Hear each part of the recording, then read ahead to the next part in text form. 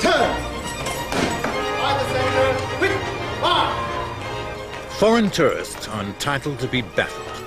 The Tower of London, the crown jewels guarded by diminutive mercenaries from a distant shore. Hold! Hold! Who comes there? The keys. Whose keys? Queen Elizabeth's keys. Pass Queen Elizabeth's keys! All's well! Quick, march! The grammar may be somewhat quaint, but the Gurkhas don't fight on syntax. Their legendary ferocity is matched only by their loyalty to our monarch. God preserve Queen Elizabeth! Aye!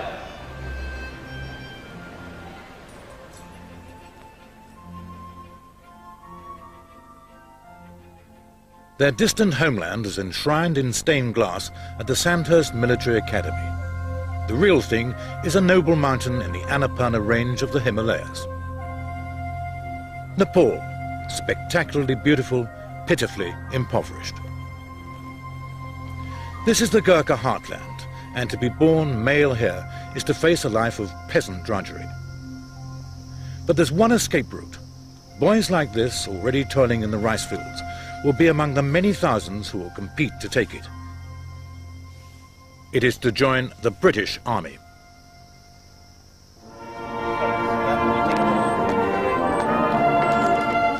This is what they dream of and literally are prepared to die for. Ironically, in a changing world, their chances are becoming slimmer. Another Gurkha regiment, this time the 7th Duke of Edinburgh's own Gurkha Rifles, is being stood down. The grief is evident. These are fighting men, many of whom would have chosen to fall in battle rather than be neutered by political defence cuts. But the backs remain ramrod straight as the kukris, half knife, half sword, are sheathed for eternity.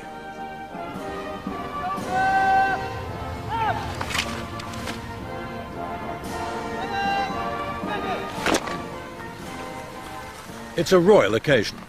Prince Philip arrives to take the valedictory salute to the regiment that bore his title.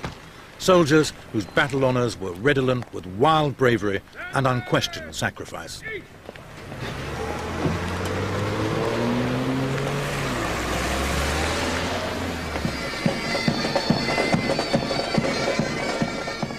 More than 200,000 Gurkhas fought for Britain in the First World War. 20,000 were killed or injured.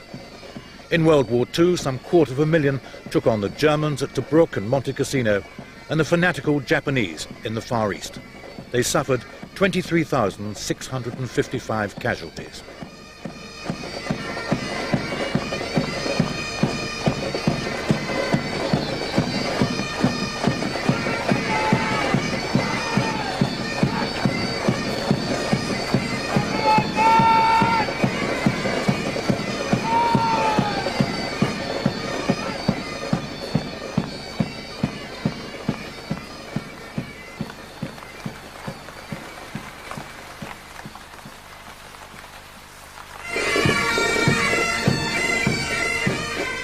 Most men are marching into oblivion. 4 Gurkha regiments have been concertinaed into one, 2/3 of their number jettisoned.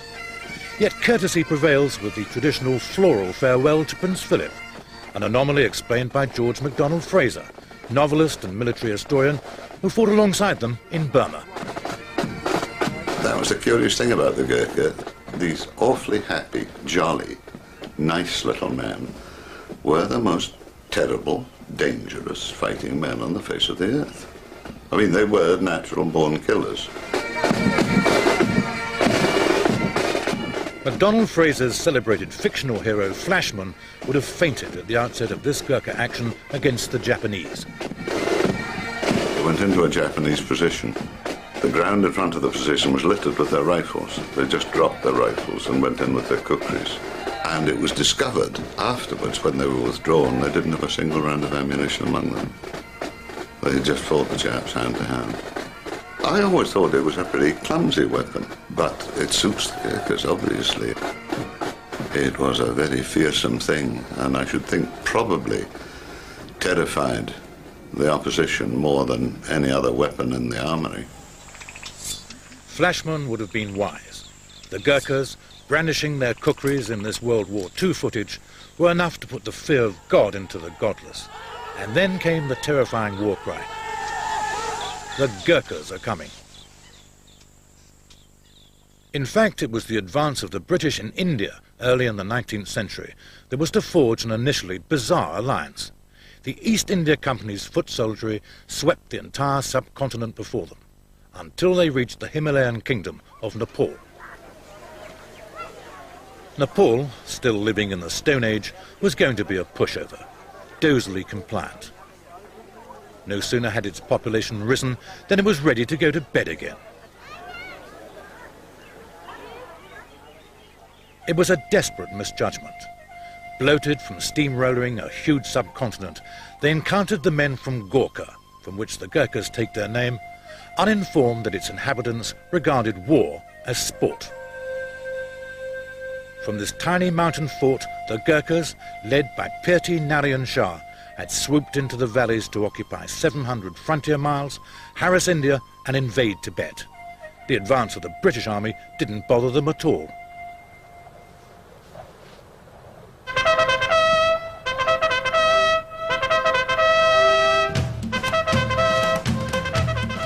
The clashes were probably unique in military history in that the British were soon to abandon their disparagement of native troops. The Battle of Kalanga, heavily outgunned, the Gurkhas fought almost to the last man, losing 520 warriors, but not before killing almost 800 British troops. An ensign who survived it wrote, "Run they would not, and of death they seemed to have no fear, though their comrades were falling around them." It was a salutary put-down for patronising attitudes, and was to lead to a remarkable alliance born of mutual admiration. After the battle, the British erected memorials to both sides, inscribing the Gurkha obelisk with the words, "They fought in fair conflict like men, and in the intervals of fighting showed us liberal courtesy." For the Gurkhas, life was never to be the same again. Their indomitable spirit, their stand here till we die philosophy, had so startled their British opponents that their commander, General David Ochterlony, said in effect, "We must get these little bounders on our side." Pragmatically, the Gurkhas' leader agreed that this was a jolly good idea. The British, he condescended, fought like lions. They're nearly as good as we are. And so was resolved a contract that was to put the Gurkhas under the aegis of the British Army for the next 180 years. The only change has been that they are now less exotically dressed.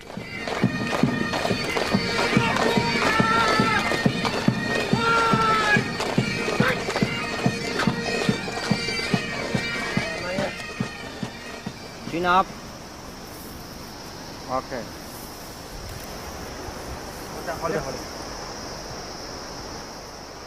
Today's Gurkhas, to a man, come from the same Himalayan terrain, so barren and without future that recruitment into the British Army is the ultimate prize.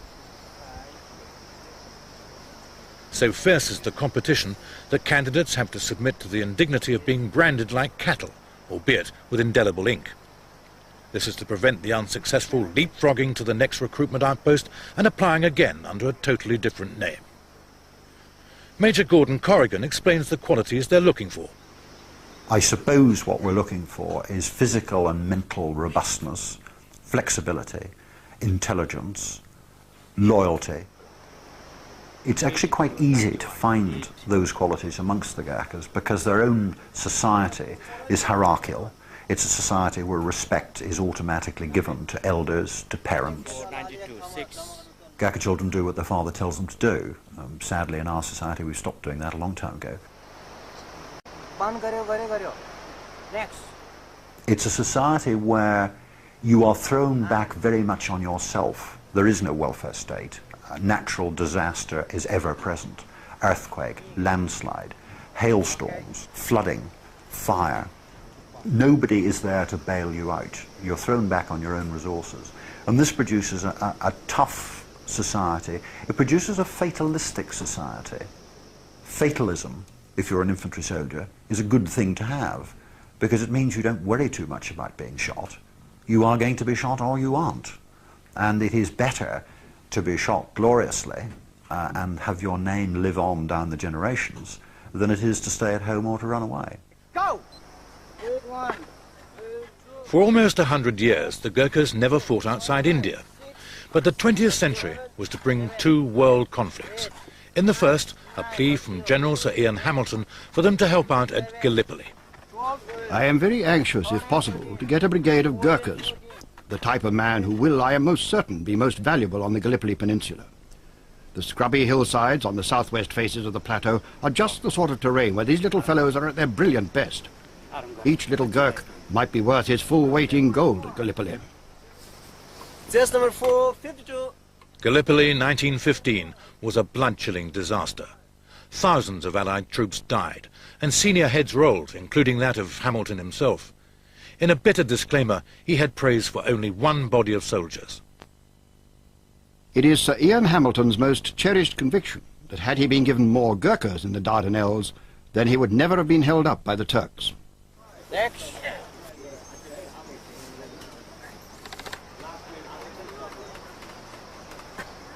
Test number 2058.5. Selection tests for candidate Gurkhas have hardly changed down the years. Even here, back in 1928, supply outweighed demand. The only difference then was the preservation of the top knot, the sprite of hair by which a stricken Gurkha's god could haul him into some Nepalese Valhalla. Some eccentricities have always been acknowledged, such as a Gurkha's problem about running from A via B to C in straight lines. Once you come to this sort of flat area for running side, I think they got a problem because they don't have such a sort of a good piece of land out here to do sort of a running in a flat area. They can't work on the flat. They can only operate on Or hills. they can operate quite easily on up and down side, but it's very difficult for them to do the sort of running or any sort of physical fitness on the flat area side. धन्यवाद अब अर्को साललाई फेरि try गर्न पर्यो है ल thank you very much भाइहरु ल धन्यवाद ल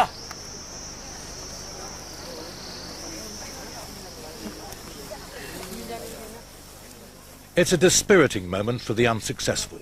Just 6 are going through to the next processing stage, but for the losers it's back to boring old Annapurna along Nepal's M1, the ancient spice road leading to Tibet.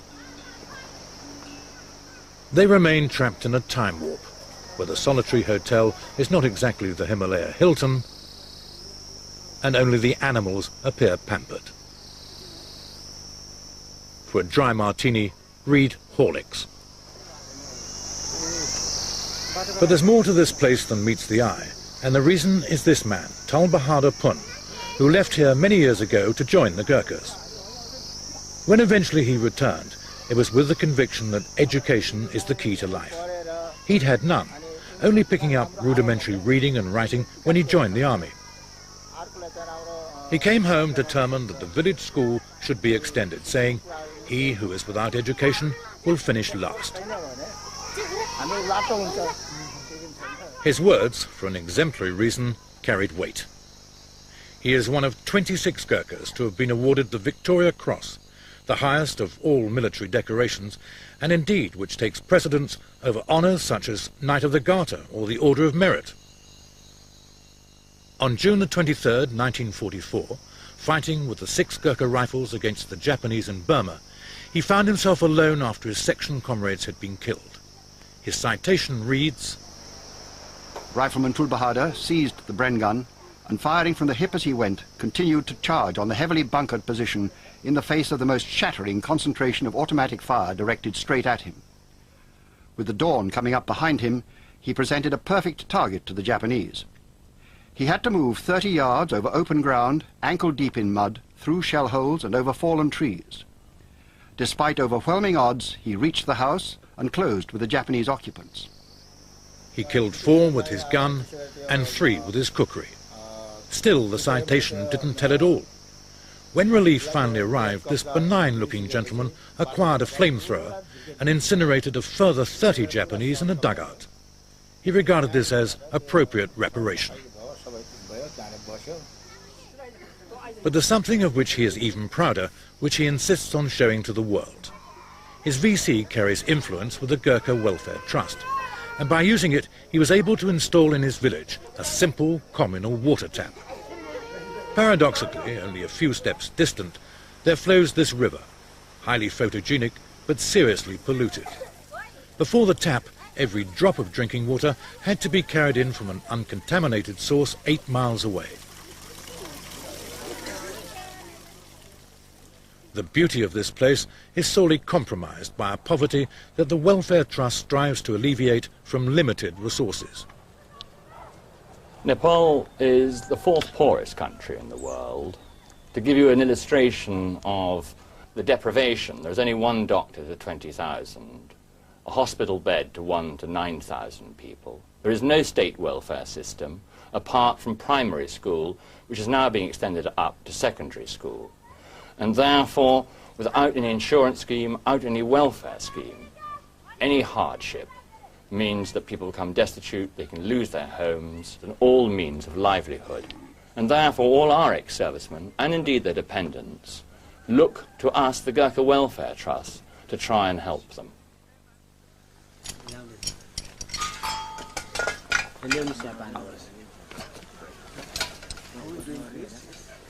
The tap was a gift from the gods, not just to ex-Gurkhas, but to entire communities.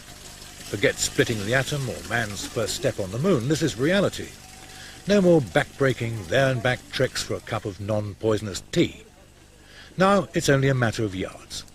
The villages have nudged into the 20th century, and it's all down to the Gurkhas and the Gurkha Welfare Trust, which across the foothills of Nepal installs other new taps at the rate of 40 a year.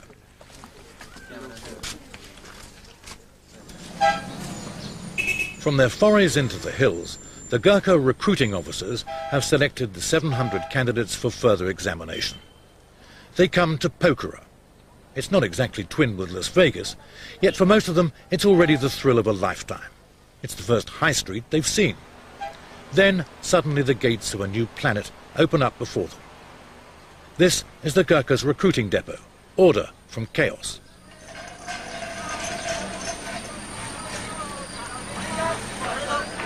Now they are tantalizingly close to a career that will provide clothes, food, world travel. They're very conscious of the traditions they have to live up to.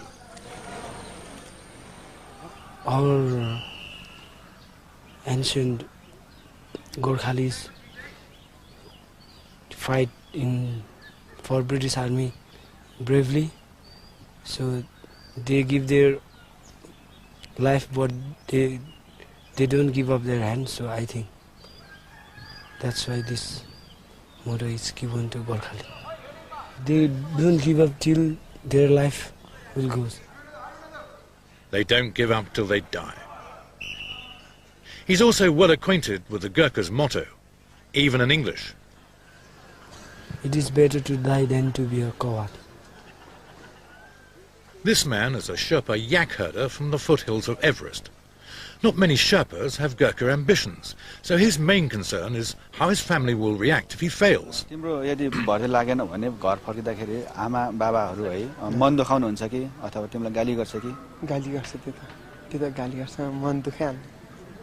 Yes, his parent will,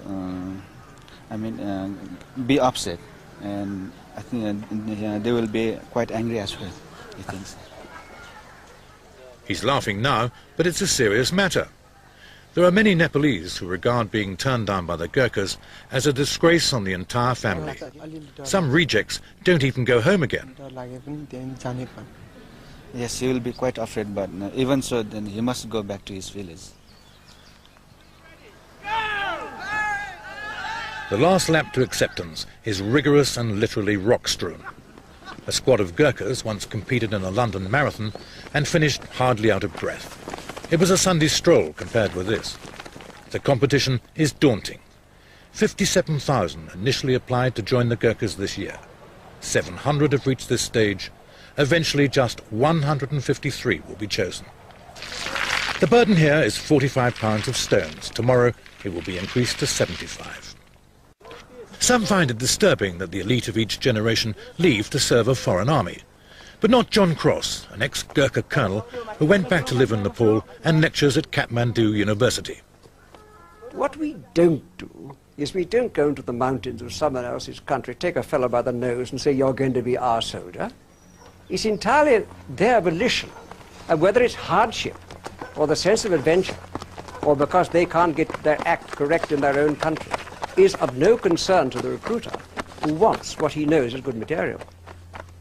And if a Nepali, a high-ranking Nepali, for instance, might think it's wrong to give people to another country to fight, to lose blood, I can only tell you what Pandit Nehru, in his wisdom in the early 50s, said when the Indian Lok Sabha said, why should we have our country used as a passageway for these mercenaries going to the dreadful British Army, etc.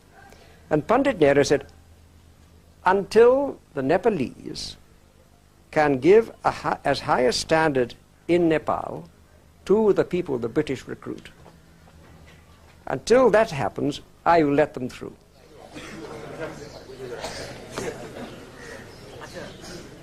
The 700 candidates have been whittled down to 400 and the tension is palpable.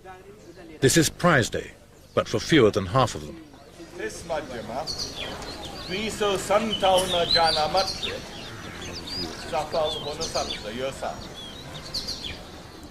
The final selection process is conducted outside the Gurkhas' compound. This is to thwart any remonstrance by rejects who feel they've been unfairly treated.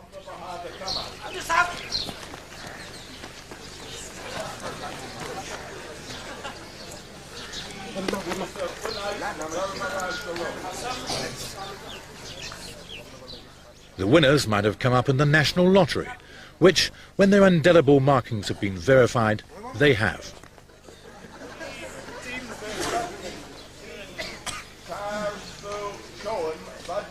They can't wait to get in. A few rip off their coats or cheap wristwatches to give to a less fortunate friend.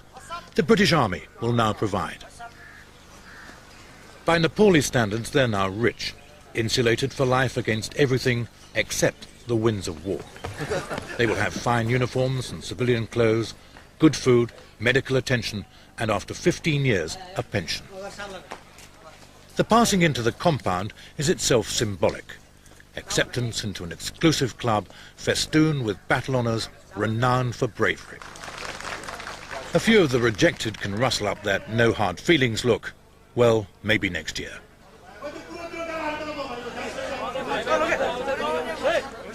Inside, there is frantic, in some cases perplexing activity, writing farewell notes to the relatives they won't see for at least 3 years. They don't spring from an acquisitive society, but if they believed in Christmas, this would be Christmas Day. Off come the battered thongs, to be replaced by kit that for many will be the first words of English they'll ever speak. Shoes Highlander, hey? Shoes Highlander. Shoes Highlander. SPT red. SPT green. Vest, PT, green. It can now be a puzzling world. There is, for example, the ultimate challenge of new technology, the shoelace.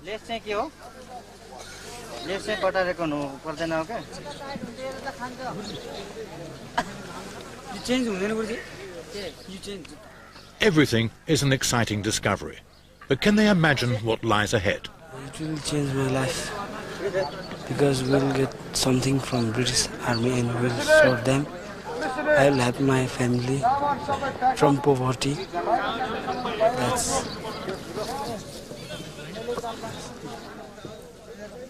What does he expect England to be like? What does he hope to see there? I think England is a very big city, big country. There are my big city. I like to see that cities. And I like to see that big buildings. In Nepal we don't have that kind of building. So I like to see that. The Yak man already knows everything about England. He says England is a development country, and he says it's very cold places. Just what you'd expect from a chap who comes from Everest. Is there anything he wants to see?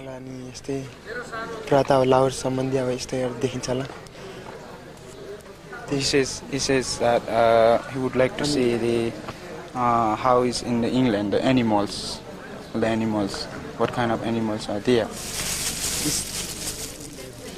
Saudi's yaks milk is made up by yak's milk. In case English restaurants don't come up to scratch, he's brought his own food. Yak's milk cheese, hard as marble, though it doesn't taste as good.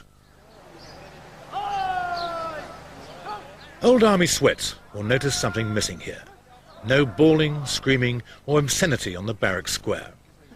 There's a warm affinity between NCOs and men. The reason is that the men don't need to be motivated. They already are. First time while I reached to training depot, and my section commander was there, but I didn't know. And he called me up in a bad language. And I was surprised, really surprised. What sort of people are here who even don't know how to speak to the people? That is my accent. All the section commander, they used to talk rude words. That I know that word. That's why. No exciting. Rude words? Yeah. Why do you think they did that? Because if they call, if they don't use rude words, they cannot. They cannot make soldier from the civilian. Equally, the British officers have to adapt to native Gurkha attitudes and customs. There's no place for patronising haughtiness. Full nudity when you're washing is not tolerated at all. The boys, in fact, probably wash all the time with their swimming trunks on. You never point at anyone at any time. If you're pointing, you have to use your thumb. Or if you're pointing, someone asks you where something is, you'll see a lot of the Gurkhas pointing with their chin. Depending on how close or far away that is, if they're far away, they'll make a big gesture with their chin, and if they're close, they'll just jerk their head in their direction. There are other ones. You would never ever touch any of your soldiers' necks or shoulders, because they believe that in Nepalese tradition, if you touch someone else's neck or shoulders, then you'll make them be ill. They'd probably get a goiter or something growing on their neck. If you do inadvertently touch someone's neck, or have to for a reason, to get rid of the evil spirit that you've put into them, you have to blow on your fingers. Just a quick blow on your fingers afterwards.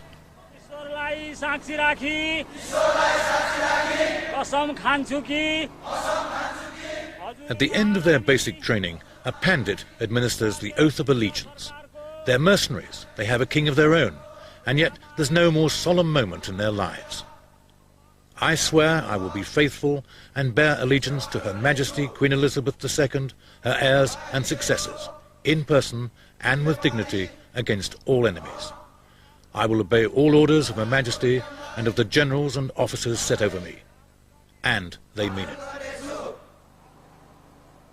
Under an aquiline stare, they are to come face to face, albeit by photograph, with the person to whom they have pledged their very lives. A few weeks ago, many of them were unaware even that the British monarch was a woman.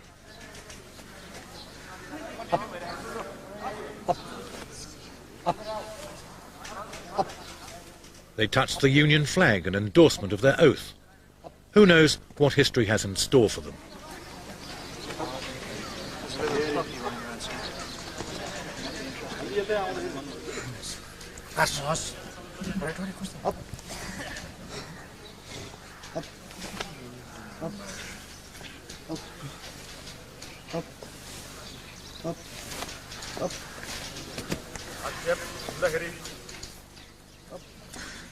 One young Gurkha couldn't suppress a nervous giggle. He was brusquely admonished. But they do have a sense of humour. A Gurkha would rather laugh than eat. Or that was the impression that we got. Most of them used to carry catapults, and they would hide.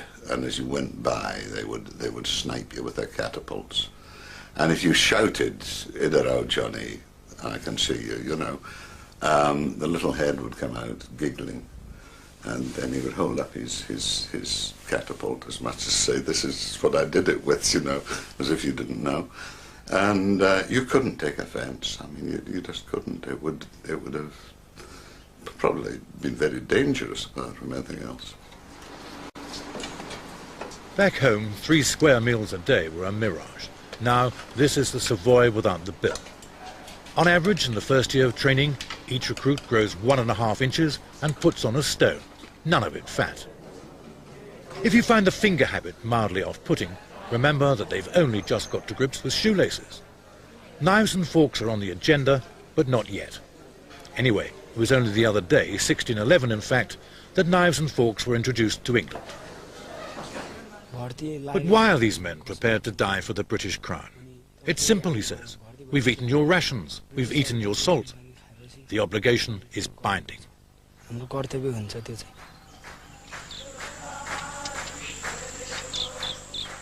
Obviously, there are times in a soldier's life when room service is not available. For example, the Burma jungle in 1944, when the Japanese were being extremely tiresome. So for a while it was grilled beetles garnished with imagination. Their colonel-in-chief has suffered similar indigestion.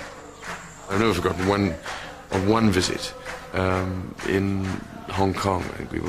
They were on an exercise in one of the sort of junglier parts of Hong Kong, where I was then invited to come and have lunch with them, I think, in the jungle.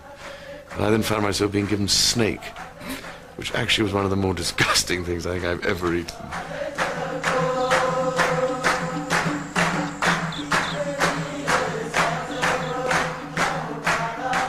They sleep on the floor because they always have.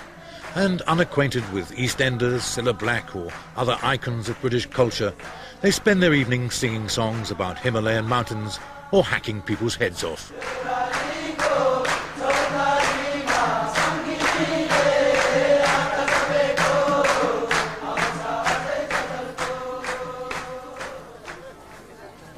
Local parents, others if they can afford the journey, drop into Pokhara for the farewells.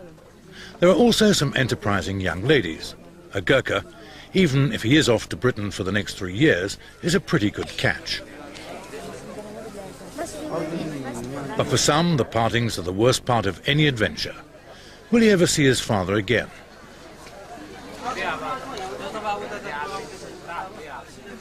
Almost certainly, which is more than can be said for some of the rejected candidates down the years. Their sense of shame was so great that they came to this sinister bridge and threw themselves into the river below. They've now constructed anti-suicide nets.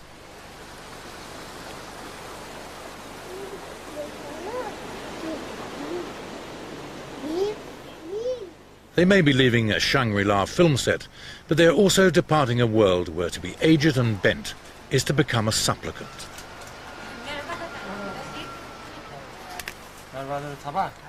This man fought with the Gurkhas in World War II. He did the dirty work. But because he didn't serve 15 years, he doesn't qualify for a British Army pension. Body and soul are now held together by the independent Gurkha Welfare Trust. Each month, he receives a £10 handout, sufficient for a few daily handfuls of rice.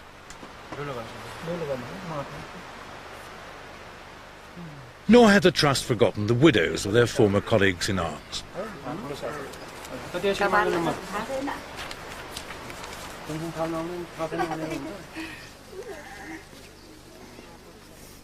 We're talking here of hardship, not hard luck stories. This Gurkha widow lost her husband just after the war and is about to lose the roof over her head. The house was lent to her by relatives who now want to sell it. To augment her £10 a month, she was still forced to work. But where now can she find it? For 30 days, a month. But what she will do, she go to the riverside and collect the firewood from the riverbank. Normally in monsoon season, there are lots of them lying either side of the riverbank. And you can see her finger collecting piece of wood which lied either side of the riverbank. And then she can survive. But the problem is obvious. The lady is getting old. The star at the festival of Tihar is a cow. It's plied with drink, probably Horlicks, and sweetmeats. The cow is sacred here, based on the theory that it's the provider of almost everything, from milk when it's living to leather when it's dead. The god Krishna declared the cow his favourite animal 1,000 years ago, which was fortunate. Without the cow, the Gurkhas would have never become soldiers of international renown. This is the Lee Enfield Mark VI muzzle loader. Its cartridges were the problem, allegedly for being sealed with paper contaminated by cow grease. David Harding is an ex-Gurkha and Bisley champion. The cartridge for the new rifle was greased at the bullet end. Inside this end of the cartridge there was a bullet of this shape. In this end there was enough powder for one shot. In the process of loading, the sepoy had to bite open the powder end with his teeth so that he could pour the powder into the muzzle. He then reversed the cartridge, pushed the bullet end in, tore off the empty part of the paper and rammed the bullet into the bore. And in the process of biting that cartridge, he would have come in closer contact than he cared for with the grease on the bullet end. The grease was, the rumour was, that it was composed of the fat of pigs and of cows. And the fat of pigs would have been objectionable to the Muslim sepoys, and the fat of cows would have been very objectionable to the Hindu sepoys. And contact with it, especially for higher caste Hindus, could cause serious loss of caste itself, and could cause social ostracism back in the home village. The British government said, well, get your own grease. But high caste Indians were not to be mollified. They were itching for a fight, believing that the British were crushing their own cultures throughout the land. But the cow grease rumours still persisted. 150 years later, no such taboo was to deflect the young Gurkhas from the obvious venue for their first public meal in Britain. Burger, beef, one. These Gurkhas were serving with the British in India in 1857. At the musketry school in Ambala, they insisted on using the cow grease cartridge to distance themselves from the whinging Indian troops. But the cow grease rumour continued to fuel the bigger issue. India was seething with anti-British antagonism. The guns were primed for mutiny.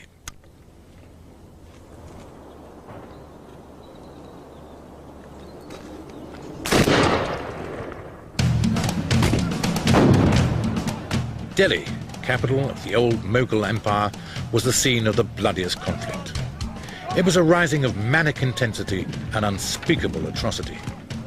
Officers were hacked to pieces, their wives, children and servants mutilated before death or thrown live into the city's wells. Major Charles Reed, commander of the Sirmaur battalion of Gurkhas, was among those ordered to head to the aid of his beleaguered British colleagues of the 60th Rifles. Within 4 hours, his relief column was on the way. But the 60th Rifles, pictured here in happier times, as they say, were apprehensive about the Gurkha involvement. Could they trust these Gurkhas, foreign troops after all? They were soon to learn. Fiercely loyal, brave to a man, the Gurkhas actually enjoyed their part in quelling the mutiny. Indeed, when word got abroad, they were accorded the highest of accolades, a rave review in the London Illustrated News. The Fusiliers and a little Gurkha were sitting by a window when one of the enemy, who had concealed himself, popped his head out to see what was doing. He happened to look the other way when the little Gurkha, as quick as thought, whipped out his kukri and sliced his head off in an instant, to the great delight of the Fusiliers, who could not for 10 minutes shoulder their muskets for laughing. The kukris are kept very sharp, and I have seen a Gurkha cutting his corns at arm's length. It is not to be wondered at that these are the dread of the rebels. The few surviving rebels continued to dread. They were simply tied to gun barrels and dispatched to join their holy cow in the sky. Among the heroes of the Gurkhas' action was Subadar Major Jesse Rajput, with medals. Never again would the integrity of these fighting men from Nepal be questioned. Their campaigns were commemorated on their chests, and such now was their reputation that Queen Victoria herself intervened, promoting them to a rifle regiment. But rifle regiments don't carry colours, so she presented them with a ceremonial truncheon.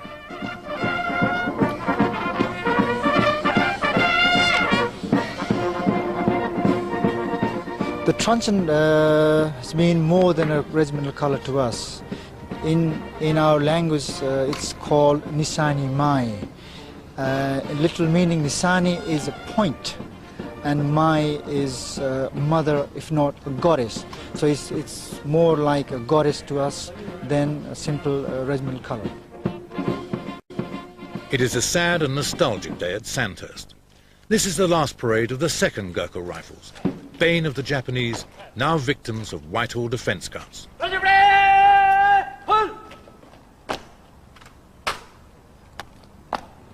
All rifles! Royal salute! Raise and ho!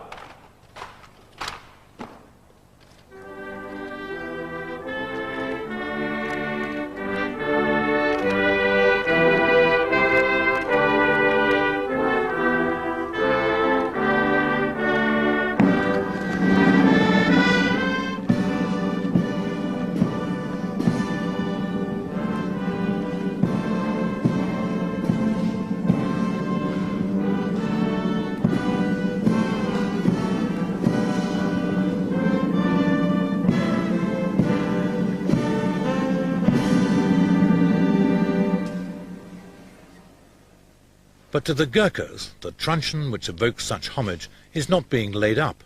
It is being placed in suspended animation, against a day, perhaps generations ahead, when there may come another rallying call.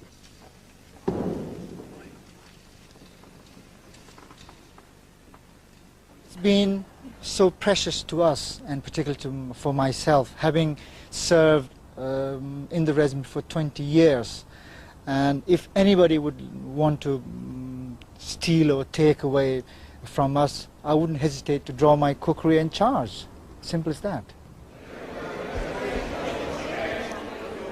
Officers past and present have come to pay their respects, and as another icon of British military history goes to the wall, some can't contain a sense of bitterness. If we are to play our part in the United Nations, we should have troops available to answer that. The present rate of things, if the country were threatened, we'd probably have to send a policeman to Dover to stop the invasion coming in. Even though she's not present in the regiment, she will always be in my heart. And every morning, whenever I perform my religious prayers, I will think about Nishani Mai as well.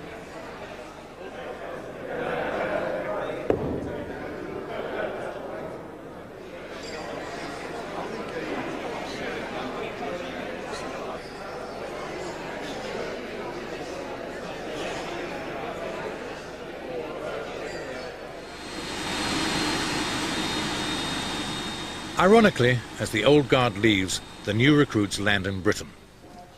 They arrive in Gurkha fashion, smart and marching. None had flown before. They've come straight from Kathmandu to a world in which our obvious is their astonishment. You don't even need to walk here. Even the pavements move.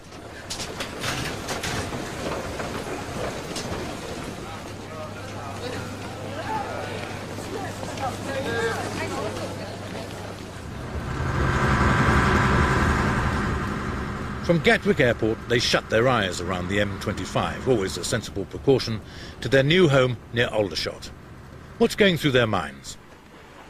Well, I think it's probably a mixture, partly of delight that of the 57,000 applicants, they've been one of the only 153 that have been selected. And probably also a certain amount of amazement. In Nepal, they often talk of England or Balayat as the place where the gods live. They're now discovering that God lives in a rather cold, very wet environment, and that may be slightly puzzling. Well, it's warm and dry in the Queen Elizabeth Barracks, Church Crookham, but there are some culture shocks. For most, it's their first night in a bed with springs and a mattress. Next day, there's the tricky introduction to the knife and fork. But as with their predecessors, the menu confronts no theological misgivings. Back home, they'd be eating rice and lentils, but the traditional English breakfast presents no problem. They're quick to learn. 2 years ago, these Gurkhas were also fumbling with knives and forks. Now they're in Bosnia, operating a sophisticated communication system for the United Nations.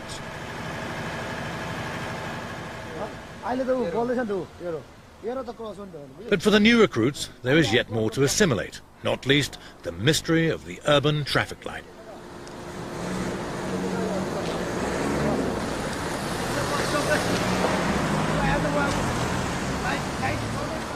You never see a Gurkha, scruffy, badly turned out. Look at them.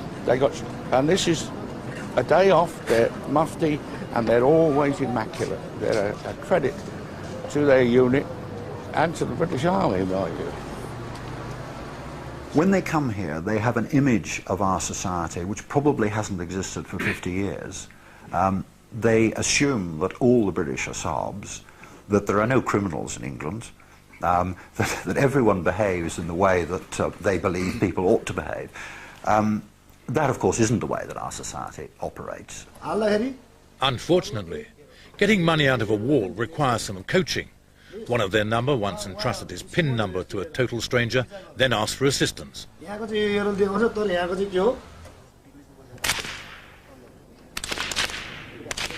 In camp, they're being inducted into the use of the fundamental tool of their trade. This is quite a big moment for them because this is the first time they will ever have fired a live round on the range. Today, and I haven't yet been to look at the targets, I would be surprised if there were many who had a group larger than an inch. Now that, at this stage, having never fired a round in their lives before, to get 5 rounds in a 1-inch group is actually very, very good. What's their secret? Good eyesight and doing exactly what they're told. They will absorb the instruction they're given, they'll follow it absolutely, they'll get their breathing right, they'll get their trigger operation right, they're patient, and they'll fire when they're ready to fire. They haven't seen Rambo films, they don't think they know it all.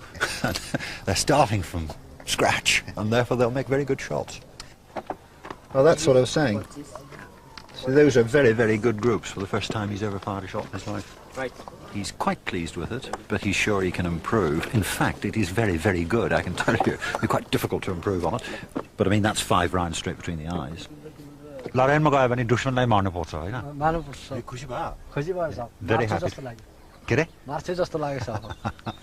He says he's very happy to go and kill the enemy.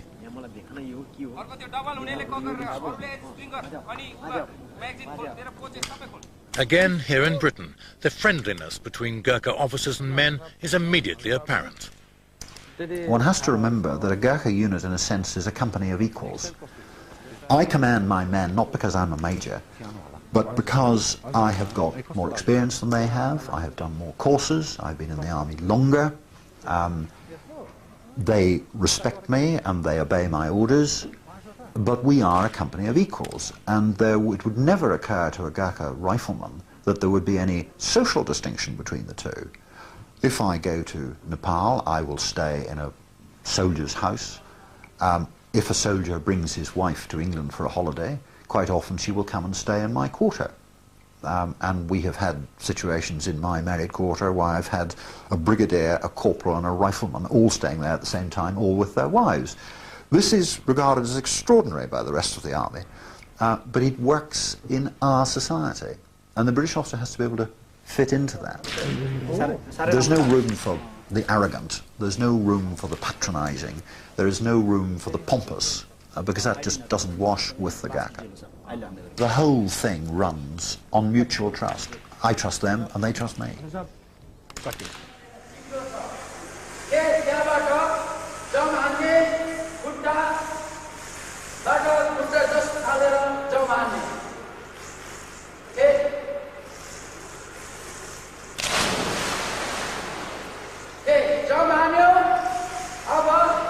We've got a high proportion of chaps who will have a go at anything and will claim to swim. Some of them will have had a go at swimming at home, largely because they're hoping to get into the army, and they will trek off to the nearest river and they'll jump into a pool and they'll either learn to swim or they'll drown.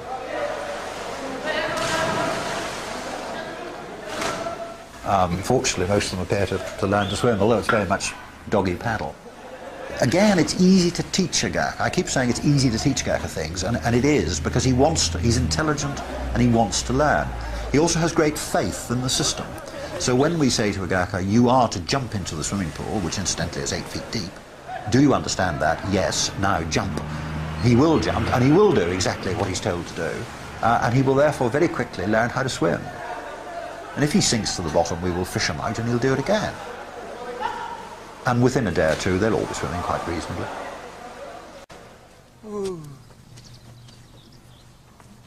Everything is done to help them settle in. The yak man from Everest, for example, has been missing his yaks. So, on a neighbouring farm, he meets at least a Highland look-alike.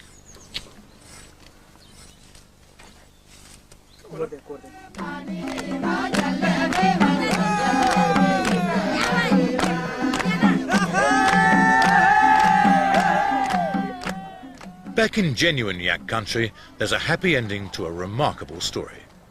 This is the Himalayan home village of the most celebrated living Gurkha. In May 1945, on the banks of the Irrawaddy River, rifleman Lacheman Gurung, here with friends, took on the Japanese literally single-handed. This was because he'd had his right arm blown off. Lacheman was also wounded in the face, chest and legs. He won the day alone and was awarded the Victoria Cross. Aged 78 now and walking with some difficulty, he wanted to move from the mountains to a house on the plain. There was an obvious cash flow problem. His income was £56 a month, supplemented by a gift of £100 every year from Eric Williams, a British Gurkha officer who'd fought in the same Irrawaddy action. Then he learned that his Victoria Cross, if offered for auction in a London sale room, could fetch up to £50,000. But where was it? Mrs. Lacheman knew precisely. In 1951, his old Indian Army regiment had asked if they could borrow it and display it as an inspiration to their troops. Just 7 years ago, Lacheman sent his 2 sons to India to retrieve it. They returned empty-handed. The Indians had offered to house him in India. Lacheman refused. "My home is Nepal," he said, "and what would happen to my family when I die?" The matter had been dragging on now for 44 years. A simple Nepalese hillman against a vast bureaucracy. Lacheman's old commander, General Sir Walter Walker, took up the case. There was a heated exchange of letters with the Indians, but still nothing came of it.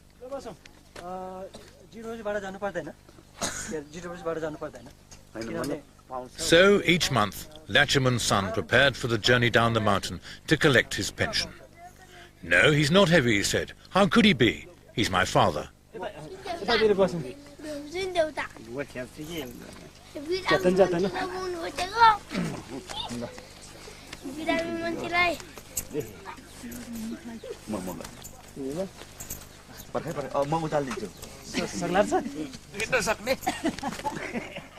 The pride is understandable, for this is a citation of what his father did to win the Victoria Cross at the age of 17. At Taungdaw in Burma, on the west bank of the Irrawaddy, on the night of the 12th, 13th of May, 1945, Rifleman Lacheman Gurung was manning the most forward post of his platoon. At 0120 hours, at least 200 enemy assaulted the company's position. The brunt of the attack was borne by Lacheman Gurung's section, and by his own post in particular. Before assaulting, the enemy hurled innumerable grenades at the position from close range. One grenade fell on the lip of Rifleman Lacheman Gurung's trench. He at once grasped it and hurled it back at the enemy. Almost immediately, another grenade fell directly inside the trench, and again this rifleman snatched it up and threw it back. A third grenade then fell just in front of the trench. He attempted to throw it back, but it exploded in his hand, blowing off the fingers, shattering his right arm, and severely wounding him in the face, body, and right leg. His 2 comrades were also badly wounded and lay helpless in the bottom of the trench. The enemy, screaming and shouting, now formed up shoulder to shoulder and attempted to rush the position by sheer weight of numbers. Rifleman Lacheman Gurung, regardless of his wounds, loaded and fired his rifle with his left hand, maintaining a continuous rate of fire. Wave after wave of fanatical attacks were thrown in by the enemy, but all were repulsed with heavy casualties. For 4 hours after being severely wounded, Rifleman Lachiman Gurung remained alone, awaiting with perfect calm each attack, meeting it with fire at point-blank range from his rifle, determined not to give 1 inch of ground. Of 87 enemy dead counted in the immediate vicinity of the company's locality, 31 lay in front of this rifleman's section, the key to the whole position. This rifleman, by his magnificent example, so inspired his comrades to resist the enemy to the last that, although surrounded and cut off for 3 days and 2 nights, they held and smashed every attack. His gallant and extreme devotion to duty in the face of almost overwhelming odds were the main factors in the defeat of the enemy. The happy ending is that Lachiman did get his house on the plain. When the story was known, the Gurkha Welfare Trust bought a plot, the British Limbless Ex-Servicemen's Association chipped in a donation, and the readers of a British newspaper sent in more than £100,000, not only for Lachiman, but for other Gurkhas on hard times. Incidentally, the Indians turned up for Lachiman's housewarming. They gave him £8,000 in lieu of his VC.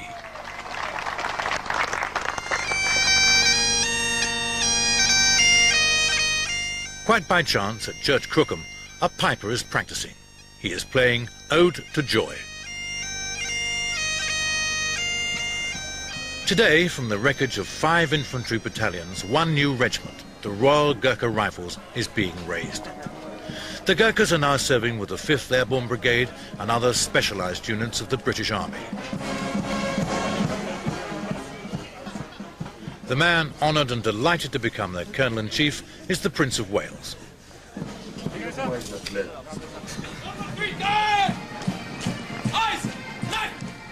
They march at a brisk 140 paces a minute, exemplifying 50 years on the words of Field Marshal Bill Slim, commander of the 14th Army which won the war in Burma.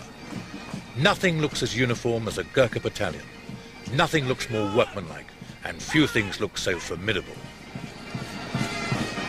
They have the most remarkable, I think, approach to life. I mean, they're the loyalest people in the world, apart from anything else. And I suppose from the point of view of a military existence, so many of them are ready-made for it because they come from martial clans in Nepal. And some of the clans, you know, have this particular tradition of being the warriors. And I think that's what, I suppose, makes them such wonderful soldiers. But they have such a good sense of humour, and they're really sort of noble people, I think.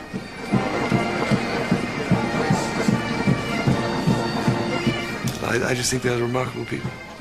I'm very fond of them. Many have tried to enshrine the Gurkha character. Here are the words of Sir Rolf Turner, a former Gurkha officer. Once more I hear the laughter with which you greeted every hardship. Uncomplaining, you endure hunger and thirst and wounds. And at the last, your unwavering lines disappear into the smoke and wrath of battle. Bravest of the brave, most generous of the generous. Never had a country more faithful friends than you.